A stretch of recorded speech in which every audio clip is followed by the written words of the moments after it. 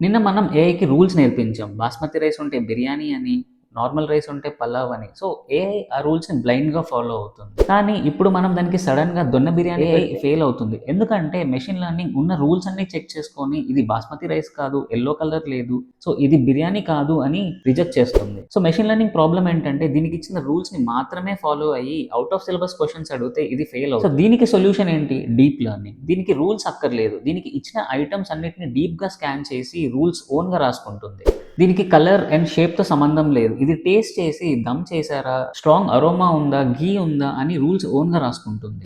బేసిక్‌గా హ్యూమన్స్ గూడా రూల్స్‌ని బ్లైండ్‌గా ఫాలో అవ్వరు. ఎక్స్‌పీరియన్స్ చేసి ఓన్‌గా రూల్స్ రాసుకుంటారు. సో, డీప్ లెర్నింగ్ కూడా హ్యూమన్ బ్రెయిన్ లాగా ఎగ్జాక్ట్‌గా వర్క్ అవుతుంది. ఏంటో భయ్యా అంత కన్‌ఫ్యూజింగ్‌గా ఉంది. ఇంకా కన్‌ఫ్యూజింగ్ ఉందా? నీకొక చిన్న ఎగ్జాంపుల్ చెప్తాను. నీ మొబైల్‌లో ఉండే ఫేస్ అన్‌లాక్. నువ్వు గడ్డం పెంచినా, హెయిర్ కట్ చేసుకున్నా, స్పెక్ట్స్ పెట్టుకున్నా అది నువ్వే అని గుర్తుపడుతుంది. ఇదే మెషిన్ లెర్నింగ్‌తో డిజైన్ చేస్తే నీకు గడ్డం ఉంది, ఇది నువ్వు కాదు అని నీ మొబైల్ అన్‌లాక్ అవ్వదు. సో, సింపుల్‌గా చెప్పాలంటే మెషిన్ లెర్నింగ్ బ్లైండ్‌గా రూల్స్‌ని ఫాలో అయ్యి ఆన్సర్ చేస్తుంది. డీప్ లెర్నింగ్ ఓన్‌గా ఎక్స్‌పీరియన్స్ చేసి ఓన్‌గా రూల్స్ రాసుకుంటుంది. సరే, ఇది అన్నీ ఓన్‌గా చేస్తుంది కదా! కొత్త రెసిపీస్ కూడా తయారు చేస్తుందా?